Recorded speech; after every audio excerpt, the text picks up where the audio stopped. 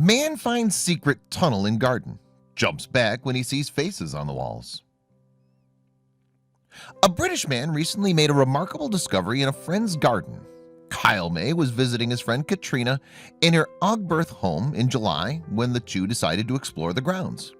That's when Kyle noticed something unusual. Kyle and Katrina decided to explore the property that she was renting, and they took a walk around the grounds. That's when Kyle noticed a slope leading down to an entrance of a tunnel. It was overgrown with ivy, which makes it understandable that the owners never noticed it.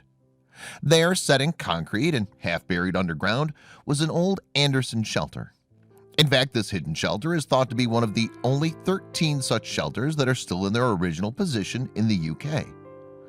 Kyle, who lives in Bootle, recalled, "We were sat out having dinner in my friend's garden, so I had a little mooch around and I saw this slope.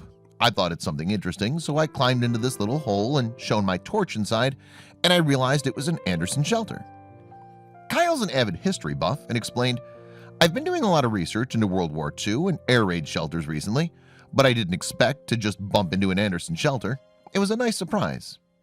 Kyle said, "I found all the people who lived in the house back then. There was a man who was an Army Reserve officer during World War I who became a stockbroker afterwards. He lived with his sister and his wife and a few other women in 1939 who worked for the Women Voluntary Service as drivers, helping to look after people who had their houses bombed. During World War II, these Anderson shelters were distributed to more than 3.6 million homes across the UK. For high-income families, the shelters were sold at a cost of £7, while homes that had an income of less than £250 a year were given the shelters for free. The shelters were built out of strong iron sheets, and they were designed to protect the families from explosions of nearby bombs. After the war, local councils collected the roofs of these shelters and sold them to the homeowners for £1 each. A strange tunnel that's believed to be an old air raid shelter during World War II was also recently discovered underneath a park in Liverpool. However, what caught people's attention was not the structure's history.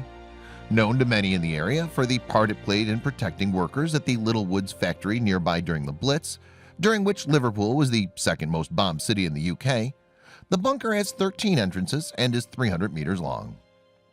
But one mystery which remains is the faces on the walls of one section of the bunker. The drawings have initials underneath them. Keen to find out more about where the drawings came from, Kyle May began tracing the faces after he first laid eyes on them back in July of last year. These are some of the amazing illustrations found on the walls of the bunker underneath Wavertree Botanic Gardens. After heading down there to take some snaps and explore, Kyle became fascinated by the drawings. The 30-year-old from Bootle said, "Last summer, somebody seemed to have broken into the bunker, so I went and had a look around as I was sat there thinking, I wonder if someone's worked out who these people in the pictures are. It was a proper mystery. No one knows who painted them or who they are. But I noticed one of the faces had the initial U next to it, and I thought there's not many names that begin with a U. So I signed up for a free trial on Ancestry and started looking for people from that time with a name beginning with that letter. After a lot of researching, Kyle managed to narrow down his search to 2 possibilities, and eventually one lady was left who seemed to fit the bill. He said, "She's a lady called Ursula Lois Forshaw. My search said this person is in somebody else's family tree, and I managed to find him on LinkedIn as he stopped using Ancestry a while ago."